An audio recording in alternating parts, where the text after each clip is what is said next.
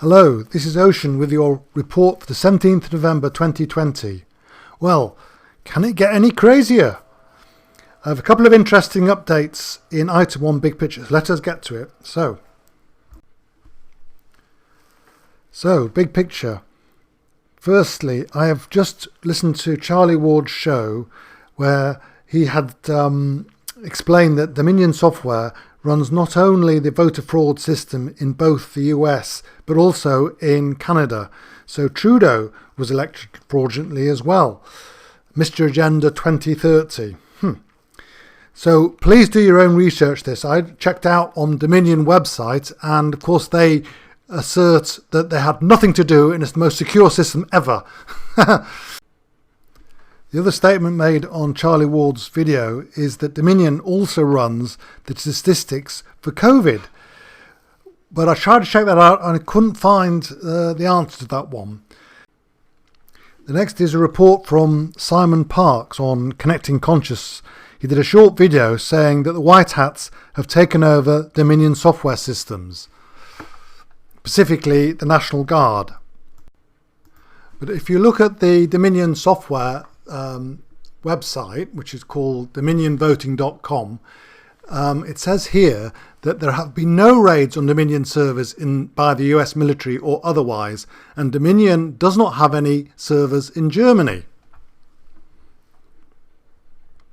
It also goes on to say right at the end that let's have a look. Well, it's worth you looking at it yourself. Oh, here it is. The US Department of Homeland Security, Cyber Security and Infrastructure Security Agency has debunked numerous claims, including claims about the existence of a secret CIA program for vote fraud called Hammer and Scorecard. So, in my view, I think this whole thing needs to go to court and for the real facts of the situation to be brought out. We're either in a situation which is going towards the deep state plan for vaccination, mandatory vaccination and everything else, or we're in a world of voter fraud, vaccine frauds, pandemic frauds, you name it. So there you go. I don't really know the answer to this. You do need to do your own research and figure out yourself.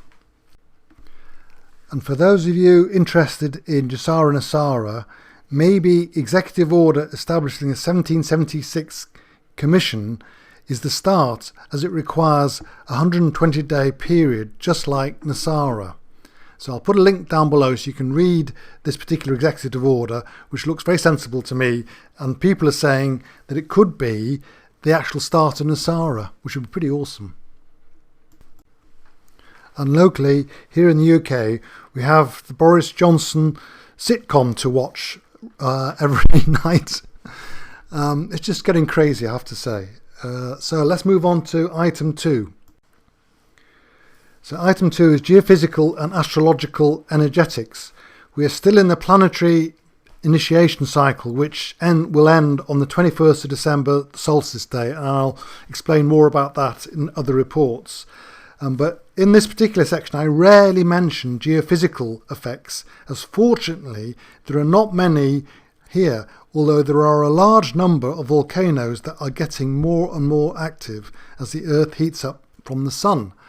So, but fortunately, that isn't in the news, and it's just wonderful to think that we are being held through this process without major geophysical events. So item 3, an article from the Light Truthpaper. This is an article from the November issue. I'm now a distributor for York, so if you would like to receive a copy and live in York, please let me know. Every single article is worth reading, and here is the one about masks. Masks causing brain damage, says neurologist. Dr. Margaret Gris-Breeson, MD, PhD, is a consultant neurologist and neurophysiologist with a PhD in pharmacology and a special interest in neurotoxicology, environmental medicine, neuroregeneration and neuroplasticity. This is what she has to say about face masks and their effects on the brains. The reinhalation of our exhaled air will, without a doubt, create oxygen deficiency and a flooding of carbon dioxide. We know that the human brain is very sensitive to oxygen deprivation. There are nerve cells, for example, in the hippocampus that can't be longer without 3 minutes without oxygen. They just cannot survive. The acute warning symptoms are headaches, drowsiness, dizziness, issues in concentration, slowing down of reaction time, reactions of the cognitive system.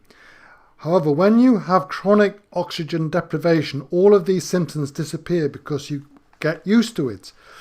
But your efficiency will remain impaired and the undersupply of oxygen in your brain continues to progress. We know that neurodegenerative diseases take years or decades to develop. If you today forget your phone number, the breakdown in your brain would have already started 20 to 30 years ago. While you're thinking that you have gotten used to wearing your mask and rebreathing your own exhaled air, the degenerative processes in your brain are getting amplified as your oxygen deprivation continues. The second problem is that the nerve cells in your brain are unable to divide themselves normally. So in case our governments will generously allow us to get rid of the masks and go back to breathing oxygen freely, then again in a few months the lost nerve cells will no longer be regenerated. What is gone is gone. I do not wear a mask. I need my brain to think. I want to have a clear head when I deal with my patients, not to have a carbon dioxide induced anaesthesia. There is no unfounded medical exemption for face masks because oxygen deprivation is dangerous for every single brain. It must be a free decision of every human being whether they want to wear a mask that is absolutely ineffective to protect themselves from a virus.